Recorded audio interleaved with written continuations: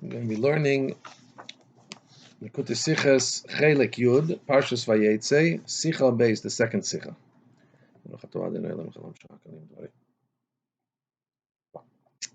In the pasuk which says, the pasuk in our Parsha Vayetze, chapter 29, pasuk 32, it says that Leah became pregnant and she had a son, and she called the name of the son Reuven, because she said, quoting the pasuk says as follows. She said that Hashem has seen, Ra'ah.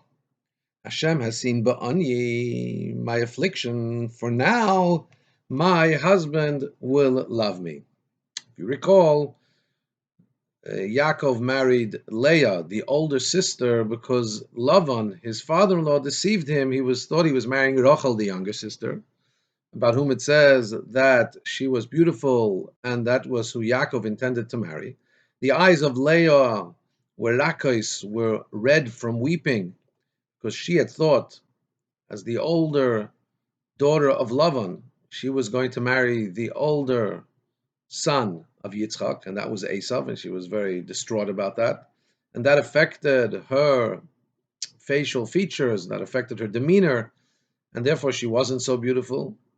Yaakov was intending to marry Rachel, about who it says, that she was beautiful. And then, in the end, Lavan deceived him, and he marries Leah. And now then he gets married to Rachel, and now he has 2 wives, or 4 wives. Each of them has also their maidservant, as we read about later in the pasuk.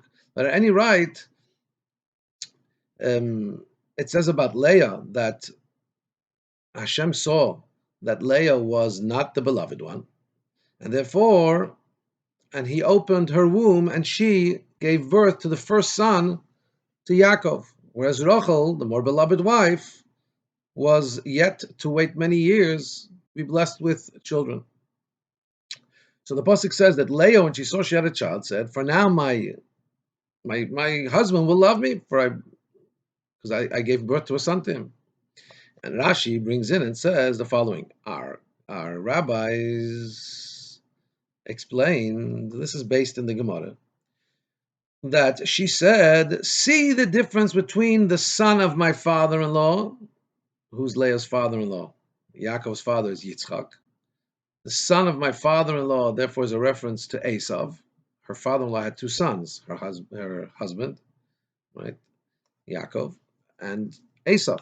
So see the difference between the son of my father-in-law, i.e. Esav, who sold his firstbornness, his Bechoira, he sold to Yaakov, and this, my son, didn't sell to Yosef, who's going to be the firstborn of Rachel, did not sell his firstbornship to Yosef, and he didn't question it when there was, in other words, when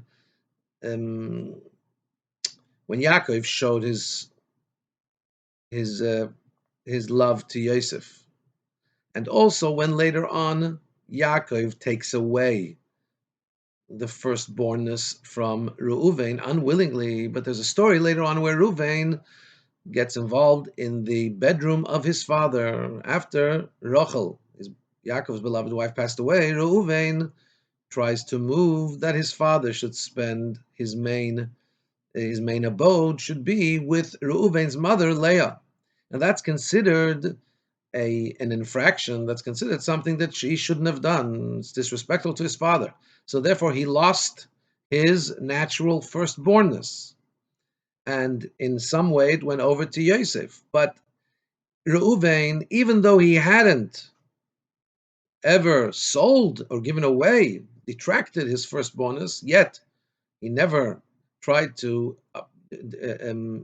tamper with the transmission, with the switching that was done later on. Not just he didn't try and tamper or ask about it or do anything to that, but when Yosef, who is in a way his competition, when Yosef is in the pit later on when the brothers want to sell him, he actually tries to take him out of the pit and save him.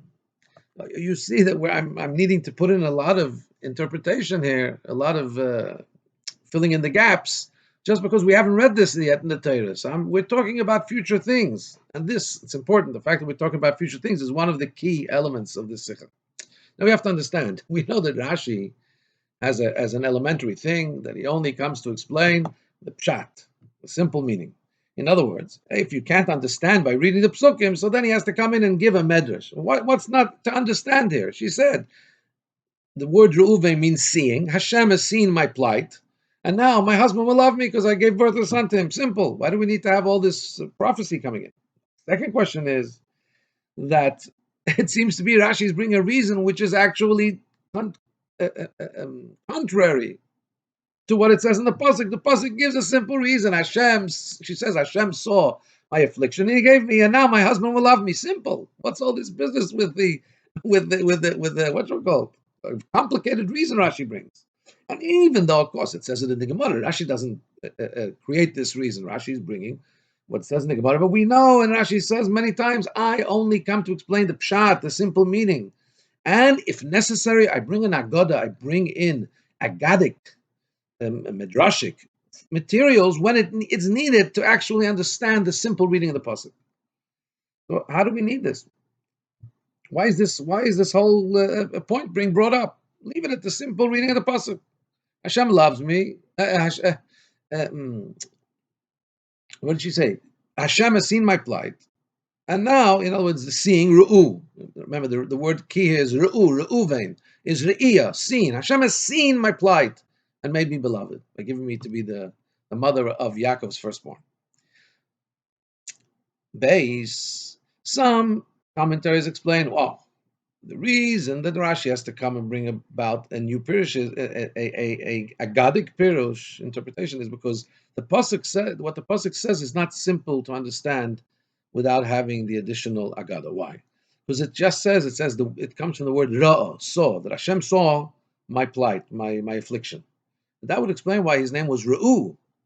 But how does the Bain fit in? The son, Re'u, Bain, Re'u, Vain. Re'u means see, Bain means son. So the verse gives the explicit explanation. Hashem has seen my plight. That would explain the Re'u, Re'iyah, Re'u. But what's Bain got to do with it? So the commentaries say that this is commentaries on the Gemara. For example, the Maharsha, well-known commentary of the Gemara, points out because we need this extra agada because we need to explain the Bain. So this agada explains, see the difference between my son and my father-in-law's son, Esav. Oh, so the Bain, see the difference between the Bain, the sons. But with Rashi, you can't explain that that's the reason he needs that. First of all, in parentheses, if that would be the reason, so Rashi sort of pointed that out, right? And more than that, the fact of the matter is that in the simple reading of the pasuk, this is not a question. Why? Because you could say, remember, we're trying to explain the name Ru'u Vain. We said the word Ra'ah, seeing, that Hashem has seen my affliction, explains Ru'u, but what about the Bain? There's another word that Leah says, Hashem has seen my affliction, on ye. In Hebrew, he doesn't just say, Ra'ah Hashem on ye, Hashem saw my affliction, Hashem saw into my affliction, on ye. Base. Oh, so the base there makes perfect sense, that you put in the base, and that becomes the Ru'u Vain. The base is taken care of there. And even though it doesn't literally take care of the base in Be'ani is B. The base of Reuven is Bay. Shvan, it says, so it's not exactly the same, but we already know that Rashi has explained that when we're talking about names and their association with each other, it's enough that there's some kind of a loose comparison. For example, the word Shamayim, Rashi has already told us it's the acronym Sa-Mayim, that it carries water. Or Sham-Mayim, there is water, or Eish Umayim. It's a combination of fire and water. So when we talk about Eish and Mayim, for example, Shamayim doesn't have an aleph. If it was supposed to be Shamayim, it was supposed to be fire and water. It should be Ashamayim. The aleph is dropped. Also, the Eish is an N, so it's a sh. Whereas in the word Shamayim, it's Sha. So it's enough that there's a shin in Shamayim. and it's enough, and that's enough to be the association of a Shemaim in Shemaim, right?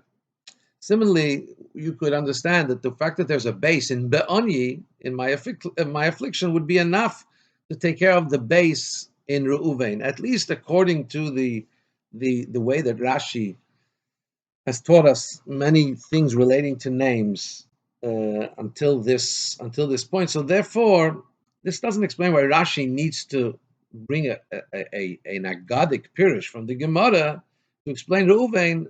It would be explanatory within what Leah had said in the explicit thing. Reuven is Hashem. Reu saw my plight, and Bain would be for the Ba'ani. He saw into my plight, the base of Ba'ani.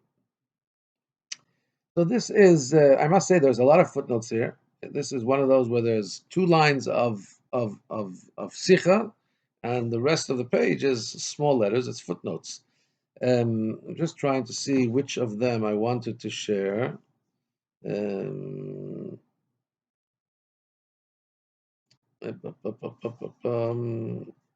Yeah. So there's a line of reasoning brought here, quoted here by the Rebbe in the footnote from the Maskil LeDavid. There's a very thorough interpretation of Rashi. And Maskil LeDavid says the reason Rashi is not satisfied with what it says just in the pasuk and looks for an additional interpretation is because there's a difference here in the language of how the name is given. The name here is given not as in the other names, like in Shimon, for example. It says that because Hashem has heard my plight, therefore, because Hashem has heard that I was hated, that's why I called him Shimon. So first the reason is given and then the name. Here it says, Vatikra Shmai Reuven, she called his name Reuven, right? And then it says the reason. So that's a difference. Why is that difference made? So from here, Rashi derived that there's a reason even before she called him Reuven. There's even a reason before the explicit reason spelled out in the pasuk. However, this is difficult to say that would be the reason why Rashi would have brought the thing. That's what the Maskil David said. David says that this is difficult to say in terms of Rashi because when it comes to Rashi, we don't really know yet this future thing that the names usually will have the reason first, and then the name will be given. So the 5-year-old learning Chumash won't yet have this question. Why here does it say first his name was Reuven? Because, and then more importantly, she says, I called him Reuven because Hashem has seen my affliction. So why? How can you even bring in another reason, a pre-existing reason, when she says what her reason is? Okay, another thing we have to understand, Gimel. In the reason that she says, see the difference between the son of my father-in-law and my son. So why does Rashi emphasize that the difference between the son of my father-in-law and my son is the fact that my son of my father-in-law Esav sold his firstbornness, and this my son didn't sell and didn't sell it and didn't have any question on it, and not just that, he saved Yosef from the pit. First of all, she's talking about a futuristic event, and therefore not just is it it's a prophecy, it's a distant prophecy. It's going to unfold many years later, and also when we're talking about the if you want to talk about the greatness of your son, right? Don't bring in the fact that your son is going to have a sin and the firstbornness will be taken. That's already something derogatory about this son. Think about it. She's saying by prophecy that this son is going to have the son is going to have she's saying via prophecy that this son is going to have a fallout. He's going to do something wrong, and the firstbornness is going to be taken from him because he interferes in his father's bedroom. The question is, why mention that? What else could be mentioned? The Rebbe presents there could be something else very simply mentioned. Very soon is going to be a story where Reuven takes flowers and brings them to his mother. And Rashi points out there that he didn't take any stolen flowers. The Pasuk makes a point of saying he went out in the days of the harvest where things were in full bloom, and he brought flowers. She could have said, look at the difference between the son of my father-in-law, who was a gangster, he stole and he pillaged, Look at the difference between him and my son. He goes out and he brings flowers. He brings it in the time when it's permissible to take it because it's things are in full bloom and they don't belong to anybody. He went and take something that was ownerless. So bring that as a contrast. Why raise something that is derogatory to Reuven as a contrast? In other words, yeah, the Gemara does say it, but why bring that Gemara? Bring something else. By the way, we mentioned that the prophet that she was saying a prophecy. A very interesting thing here that Rashi seems to use this as the basis also for telling us that our train of thought in simple reading of the pasuk is that the mothers were prophetic, were prophetesses. The in the Gemara, we find that the Maharsha has difficulty with that because there's a Gemara in Megillah that speaks about the line of prophetesses, of women prophets, and the mothers are not included in them. So the Rebbe sends to look in the Torah Tamima.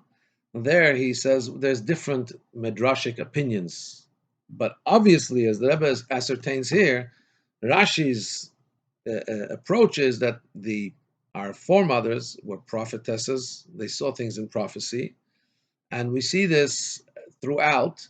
Perhaps, and the Rebbe points out this Rashi is the source of it. In other words, this is the first place where we ascertain to the 5-year-old that they were speaking with prophecy in various matters. At any rate, so question is, right? Why bring this prophecy? It's going to happen later on. Why bring something that's derogatory to Reuven? Furthermore, the question is, we have to understand it's a little bit different here than the Gemara. The Gemara says that the way the Gemara presents the contrast between Esav and Reuven is that Leah said, the son of my father-in-law, even though willingly he sold his firstbornness to his brother, still what does it say? It says that Esav hated Yaakov because of it. And later on, when Yaakov gets the blessings, Esav screams out, he said, he tricked me twice. What do you mean he tricked you? You sold your firstbornness. But you see, he still doesn't accept that sale. He's still upset about that sale, even though he acquiesced to it. He did it. Right? Whereas my son, says Leah, even though he never wanted to give up his firstbornness, it was taken from him unwillingly because of, it was taken by him by Yosef, but his position was lost because he did something later that caused displeasure to Yaakov. He did something that shouldn't have been done. So the Yosef took away his firstborn position because Yosef was firstborn of Rachel. He took it away against Reuven never wanted to give it away. Nonetheless, he wasn't jealous of him.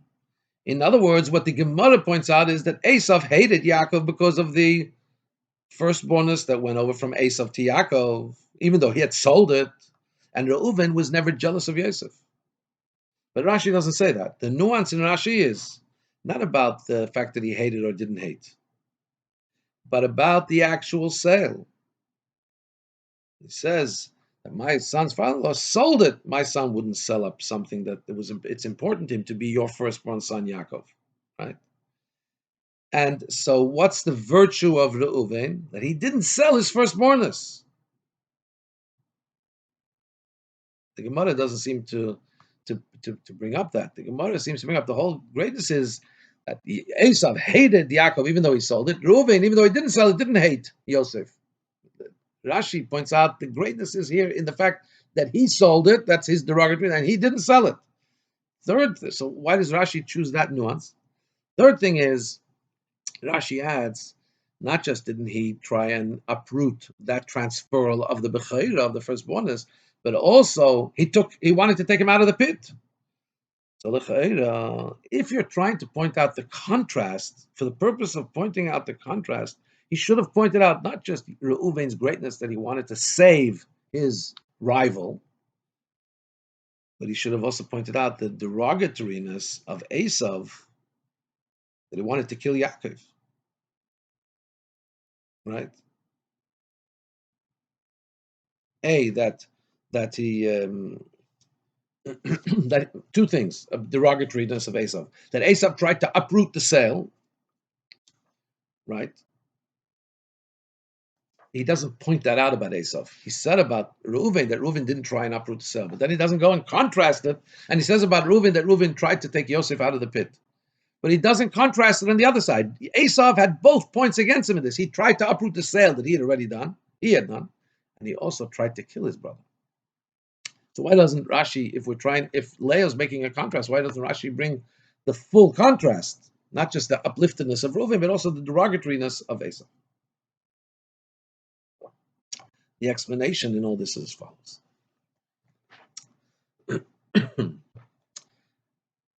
The Rebbe opens sheds a new light, and wow, here's the explanation. What is the reason given in the pasuk? The reason given in the pasuk is Leah says, "I'm calling him Reuven because Hashem has seen my affliction. For now, my husband will love me." So, in general, what is she saying? Why will the husband love her? Because it's natural for a person that when a wife gives birth to a child, so then the husband has a natural feeling that wells up within him of closeness and of additional love to her. Now, this is something that she has brought to him. As the common saying, my wife has borne me a child. Yes, this is so. Now he's appreciative to her, and a husband would naturally feel a greater closeness and love to his wife who's just given him a child. However, it's not. So that's what Leah was saying. I have a child. Now my husband will love me, but it's not so simple. Why? Why is she? First point is, why is Leah saying, because now my husband will love me? Because, what do you mean?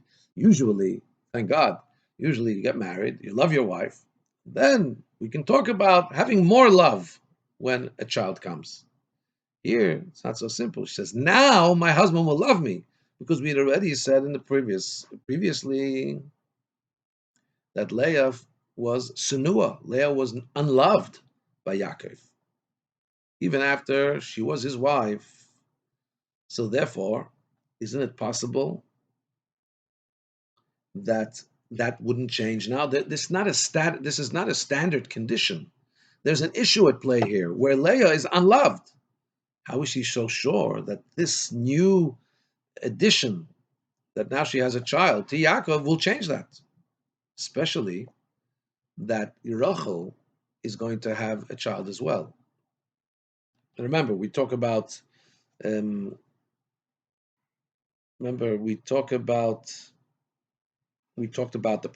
prophetic atmosphere within the mothers of ours, right? So this is one question. How do we know? How does she know? How can she state so clearly that now she has a child, her husband will love her?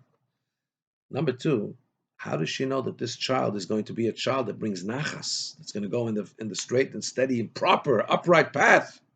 Because only that kind of child will bring Yaakov nachas and make him feel closer to the mother who gave him such a child. Maybe this child won't go in the path of Yaakov. Especially that there's some kind of a precedent. The firstborn son of Yitzchak was Esau. First son of Abraham was Ishmael. And they didn't turn out to be so good. If so, this could be even worse. Not just wasn't she unloved, but if this son turns out being a source of anti-nachas, then she's even in a worse place now. She brought him a son who causes him aggravation. Therefore, Rashi says, there's something else here. Because she's so forcefully saying, now for sure my husband will love me, we need more. We need something more here. Something else she knew, and that she was prophesizing. So Rashi says, our rabbis explained that she was saying, look at the contrast between the firstborn of my father-in-law and my firstborn. He sold his firstbornness. Mine didn't sell to Yosef. In other words, the only way we can understand what she's saying, we need a background here. When she says, "Oh, I have a son, and this son Hashem gave me because he saw my plight. and now my husband will love me. We need a background. How is she so sure? So the context is that she already prophetically contrasts and says, this son is a good son, and therefore my husband will love me. Otherwise, if we don't have that background of the Agadic interpretation, so how does the pasuk is difficult to understand? That we can't understand. The pasuk says, "Now my husband will love me." How do you know? I mean, there was precedence in the two previous generations where the firstborn son was the source of nachas to his father. Okay, so that's the context. Unbelievable. So now we can understand why Rashi. What is Rashi? What details Rashi brings from the Agada, highlighting the greatness of her son. He says, first of all, about the firstbornness. My son didn't sell his. Talking futuristic. My son didn't sell his firstborn, and she doesn't go to say he didn't steal. He took from the flowers or unstolen. No, because she wants to relate this reason to the actual to this actual to this actual event, to the birth that she gave birth now to a firstborn son to Yaakov, and this firstbornness. In this firstbornness, Reuven is distinguished from previous firstborn Esau, and therefore, because Reuven is going to be hold so dearly his firstbornness, this kind of a son is going to be very special to Reuven, to Yaakov, who endears and holds dear his firstbornness to that he's Yaakov's firstborn. So this is already a son that's going to make me, the mother of that son, who brought that son to Yaakov, beloved to my husband. And Rashi says, and more than that, he didn't try and uproot when he lost his firstbornness, and more than that, he took him out of the pit. In other words, here, what we have here is a further explanation. Here is explained that even though taking into account that Yaakov has another wife, Rachel, and Rachel will have children, still in all, there's something unique about the son I've brought to Yaakov. What's unique? Even though the firstbornness is so dear to him, not like Esau. Yet, when Yaakov takes the firstbornness from Reuven because of the infraction, and he gives it to Rachel's son Yosef, Reuven doesn't ask questions. He doesn't come and cause a commotion, a ruckus, create an argument with Rachel's son Yosef. Remember? Esau did. Even after he had sold it, he created a ruckus with Yaakov. Reuven, as dear as the firstbornness was to him, when Yaakov, his father, gave it to Yosef, he didn't start up with Yosef. Not just that, he tried to take Yosef out of the pit. You know what that means? Think about it. If Reuben didn't have to do anything, the Rabbi points out in a footnote, Reuben didn't have to do anything. He just had to not do something. And then Yosef would have been taken away, and that's it. In the end, that's what happened. Yosef was taken away. But Reuven tried to save him. Reuven trying to save him means, although this was his competition, and if he would no longer be there, then there wouldn't be, so to speak, another firstborn. So then would assume that the firstbornness would stay with Reuven. Reuven doesn't think that way. Yosef is in danger, and Reuven tries to do what's needed to get him out of the pit. Says Leah, prophetically projecting this into Reuven's life, what's going to happen? Says, this is the kind of son who creates a nachas for his father. And now his father will love me for bringing him such a son. According to this, we can understand why she doesn't. Remember, we asked, if you're trying to create a contrast, point out the rottenness of the son of your father-in-law, of Esau, that he questioned the transferal of the firstbornness, and that he tried to kill his brother. That wasn't the Gemara speaks about it, but Rashi doesn't point out that. Why doesn't he bring that point?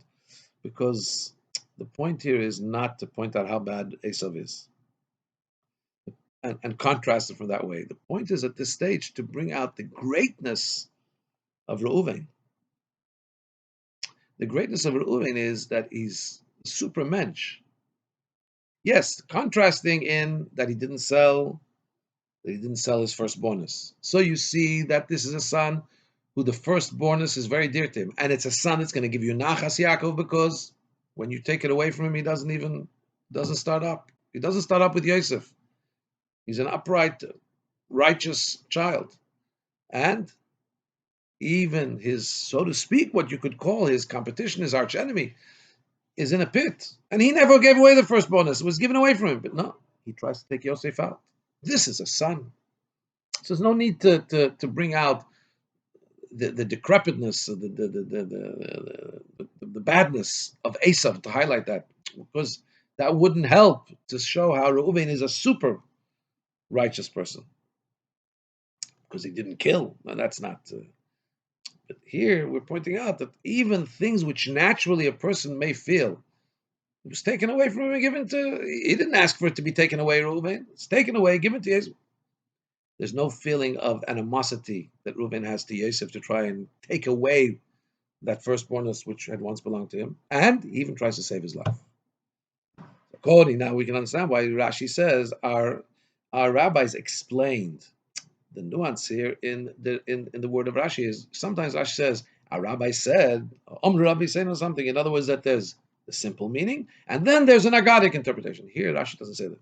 He says our rabbis explained, because actually this rabbinic agada, this medrash, explains, it's the background for understanding what is said explicitly in the pasuk. You can't understand why she called him Reuven only based on what the Torah says explicitly. You need the context. Yes, the Torah says that now my husband will love me, but you need the context of what she knew about Reuven and why she had called him Reuven. You need that context in order to understand. Oh, and this is why now my husband will love me. And I believe that this will take away. I'm sure it's here somewhere, but I'm not going to do this while I'm taping. We said before that the masculine David asked that there's a difference. If first it says, and her name was Reuven, because he said, Hashem has seen my plight, and now my husband will love me. The other names, first it says what happened, and then that's why she called him Reuven. What the Rebbe is telling us here is that there had to be, she called him Reuven, and there's all that agadic context, which we need to know, and that's why, she said, why? Because Hashem has seen my plight, and my husband will now love me. And included in that Reuven that she first says, his name is Reuven, is that all that prophetic material that look at this son, Reuven, look at this son. This son is a special son. And a special son that I bring to Yaakov is going to call Yaakov to love me. Okay, now, hey, 5.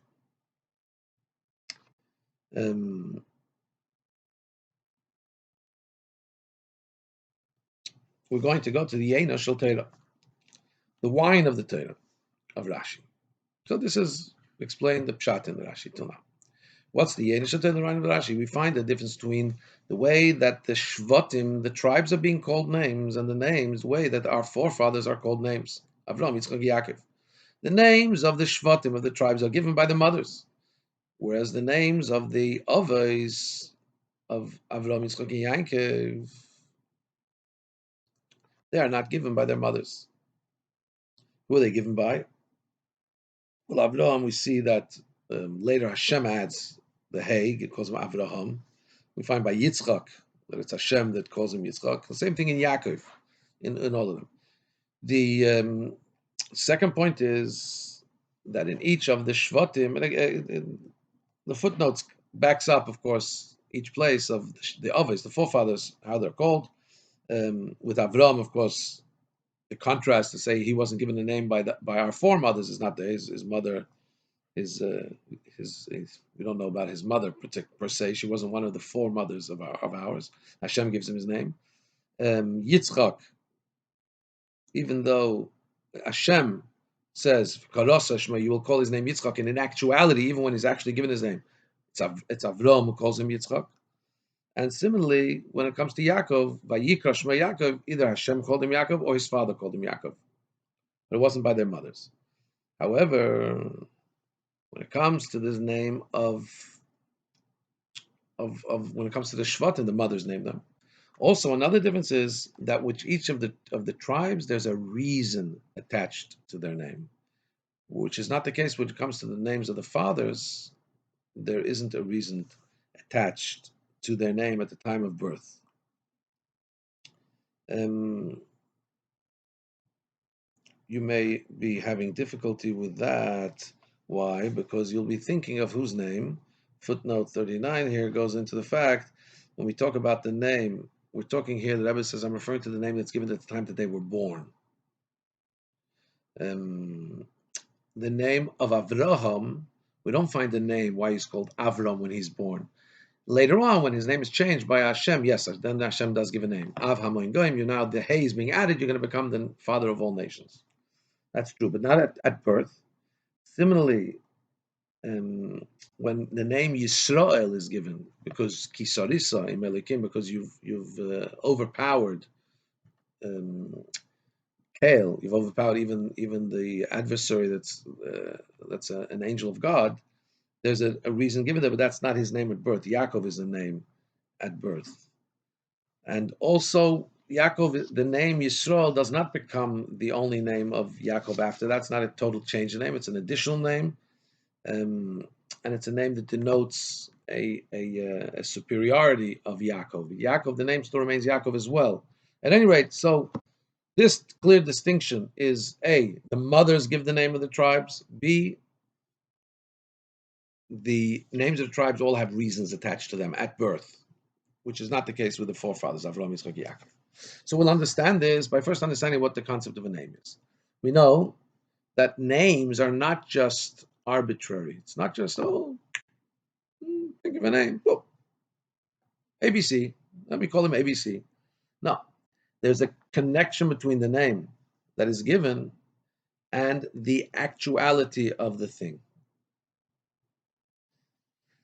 However, and this we see, by the way, there's a lot of sources referenced here by the Rebbe in the footnotes. The general concept is we see that Adam gives everything names. The explanation: why does Adam Arishin, have to give names? Why weren't things named earlier? Why couldn't there be a Clark from heaven? One of the angels could have given names. So no, because you had to see to the source of everything. The word of something, the name of something in the Hebrew, in Lashon HaKodesh, the Holy Tongue, which is the language of creation, the name actually is connected to the essence of the thing. It's a description of the thing in the form of letters and words. So just one common example used. The word kelev is dog. The word kelev also says kuloi lev. It's all heart. Of course, the dog has emotions and so on and so forth, but it's all heart. It's not mind. It's not controlled emotions. We humans, we think and then we develop emotions. So the word kelev is not just an arbitrary name. We could have chosen chuchapucho. No, the word kelev is made up of the Hebrew. It's a Hebrew word made up of a Hebrew concept, and it denotes and describes the actual essence of a dog. You see, so, and so on and so forth. That's why we needed Adam Harishon, who was great insight into godliness, created by the hands of God, so to speak, and he was able to see the source of all the created beings and give them names in the Hebrew, in the Holy Tongue, which would be appropriate to their essence. Okay.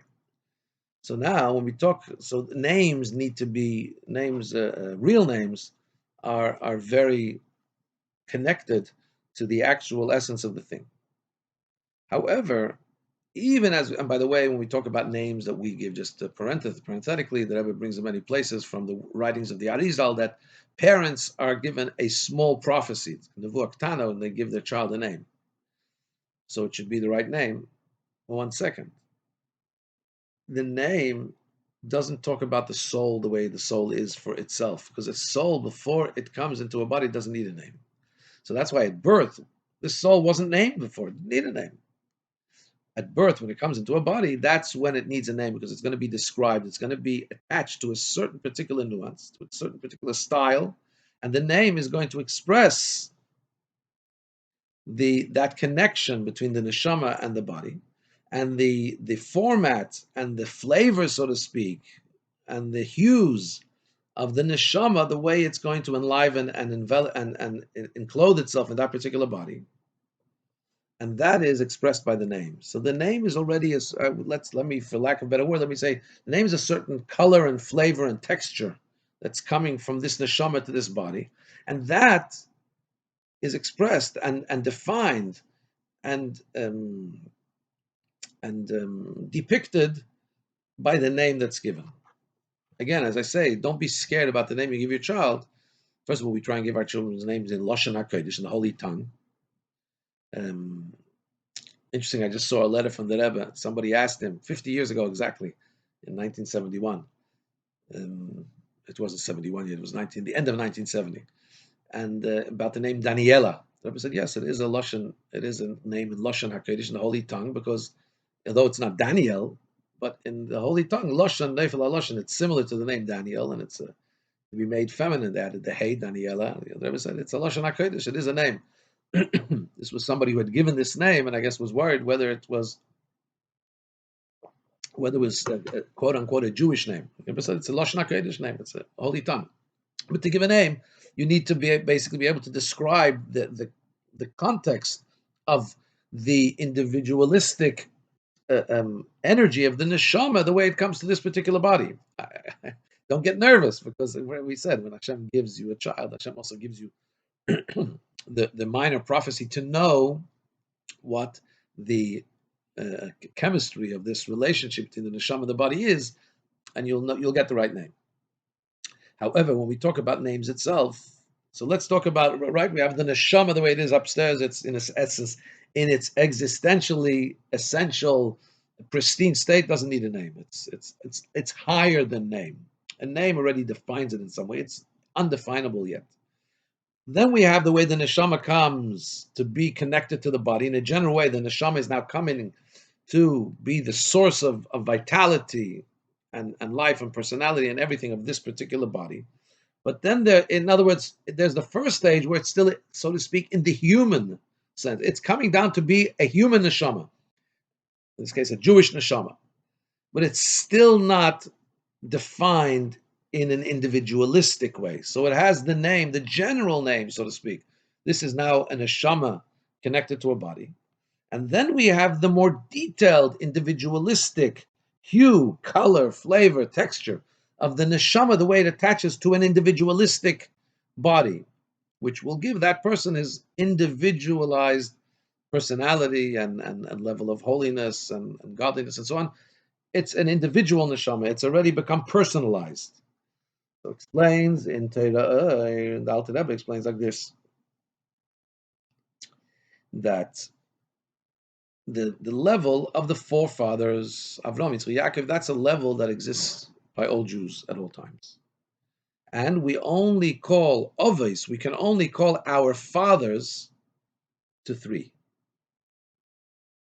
Those three, Avraham, Yitzchak, Yaakov, are a part of all of our, let's call it, spiritual DNA. We all have, that's why we call them our three fathers. Why? Because every Jew has a combo of the three of them as part of his neshama. This is, however, not the case with the 12 tribes. With the 12 tribes, we don't belong to all of the 12 tribes. We belong to one of the 12 tribes, right? And so therefore, when we talk about belonging, therefore we don't call them our fathers. They're not called our forefathers. Everyone belongs to a particular tribe.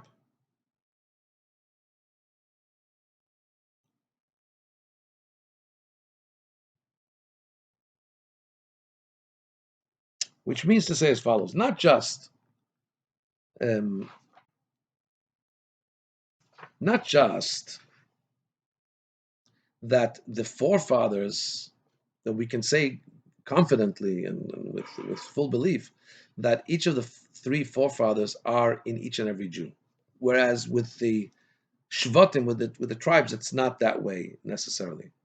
What we're saying here is that the forefathers, because they are the source of all the souls of Israel, so by mere virtue that somebody is born as a Jew and he has a Jewish soul, he has a composite, his soul is a composite of these three aspects of Abraham, Yitzchak, Yaakov, of our forefathers. However, and this is what is equal and identical between all Jews. We all have the Avraham, Yitzchak, and Yaakov component of which our soul is made up. However, the concept of the tribes, which individualistic tribe somebody belongs to, that's already something that distinguishes each Jew from each other. And that is the first aspect of difference between different Jews. Which tribe does one come from? Then later on, of course, it boils down. There's other distinctions. Each has their own distinctive other aspects of their individualism. But it starts with the difference between the 12 tribes. Which tribe do you belong to? And by the way, that reports in a footnote something fascinating, which really means that each of us has forefathers. The three fathers that are generic to all of us, that are general to all of us. And then each of us also has a fourth father. In other words, from which tribe do we come from?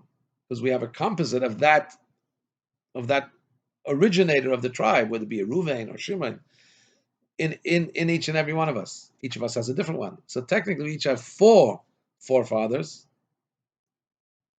but three of them that are identical with all of us, and then another one. That's an interesting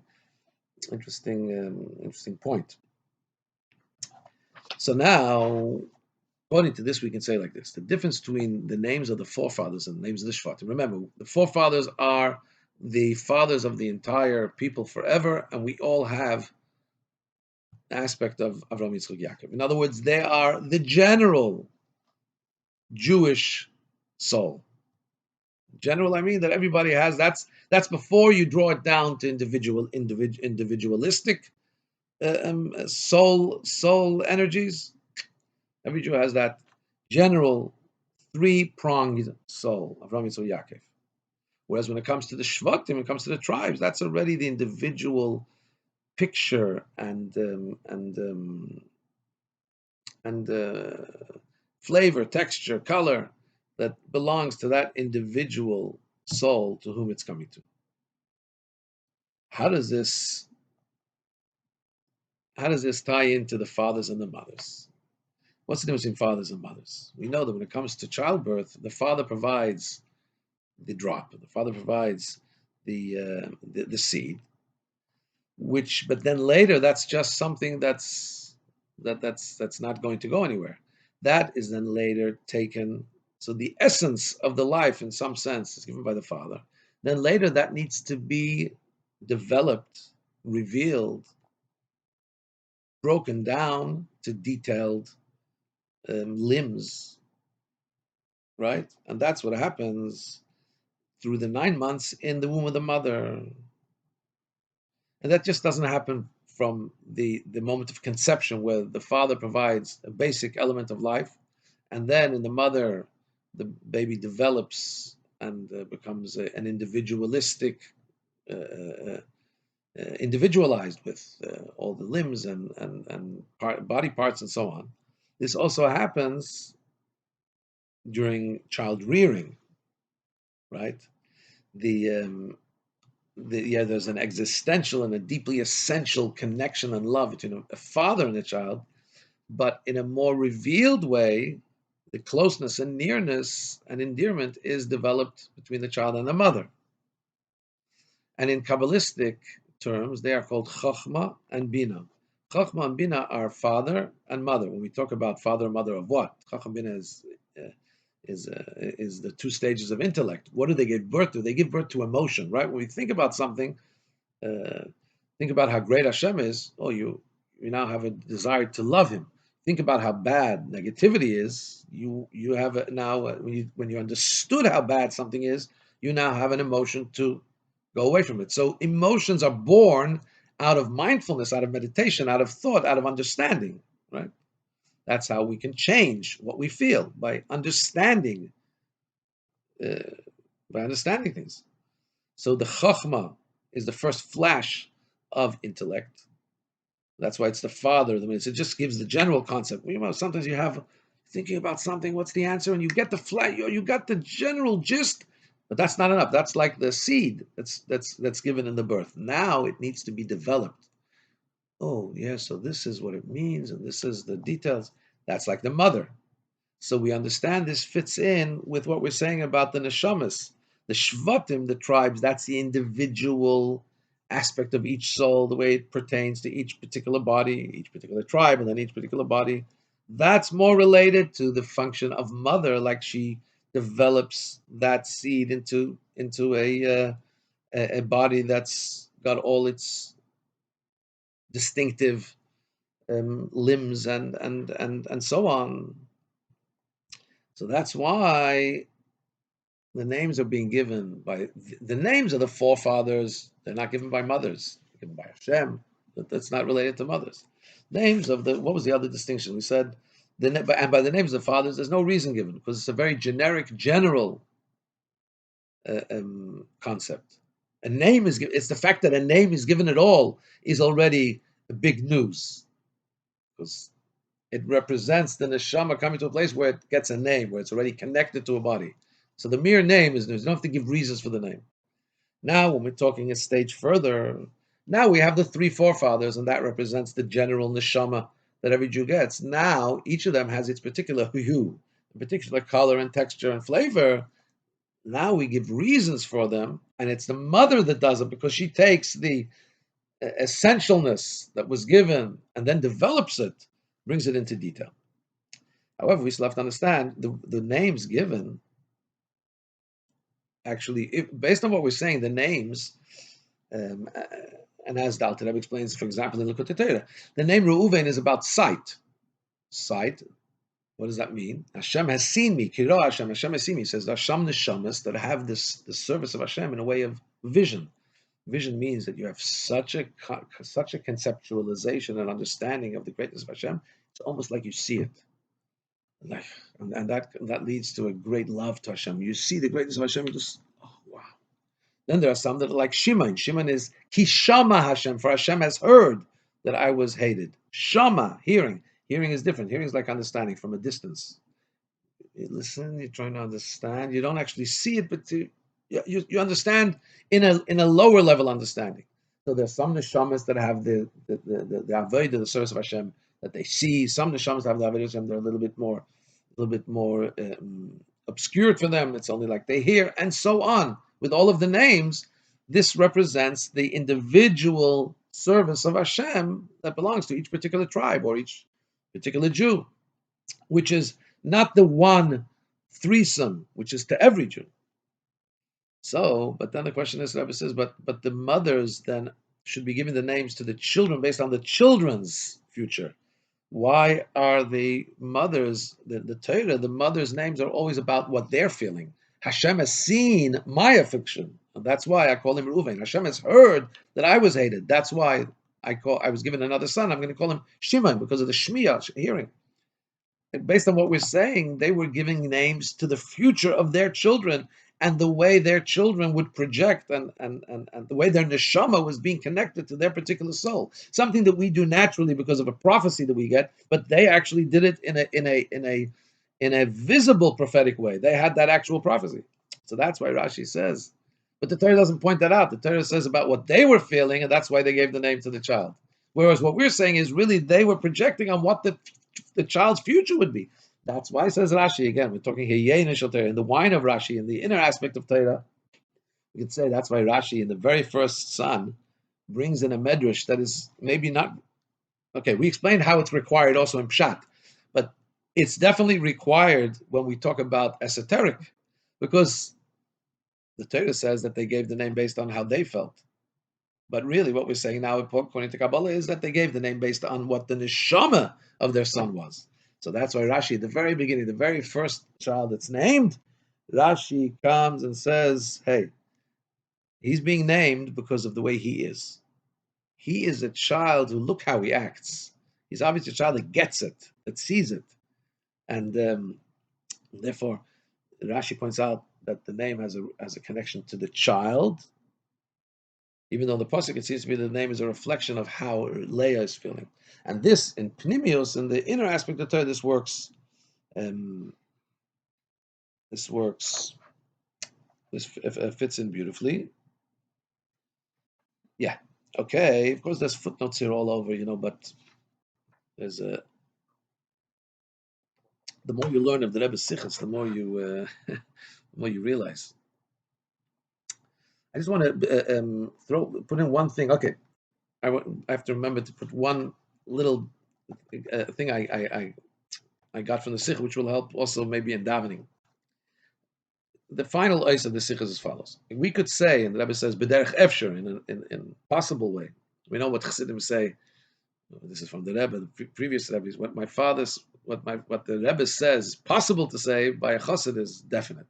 So here, according to this, we can say the hint of Tes Kislev, the birth and the day of birth and the day of Hilulav passing of the Mittel Rebbe, the second Rebbe, which always comes in connection with this parsha. What's the difference between the Al-Tarab and the Mittel Rebbe? It's been explained. The Al-Tarab was the concept of Chachma, the spirit of Chachma, which is the Nekuda. It's the like in the birth, it's the seed of the father. Mittel Rebbe is Bina. Bina. So Chachma is the flash of wisdom. Bina is the development of that wisdom. In other words, the way that the revelation is in an individual way and in a way that's drawn down and comes down into details, right? As we know, how did the transmission of Chassidus happen? That the Alter Rebbe said things. We know the Alter Rebbe is called the Chochma of transmission of Chassidus. He gave the concepts. And then the Middle Rebbe developed them and spread them out and gave a lot of expansiveness to them. And because of the expansiveness of the Middle Rebbe, the second Rebbe, so the revelation also gets drawn down below. How do we see this?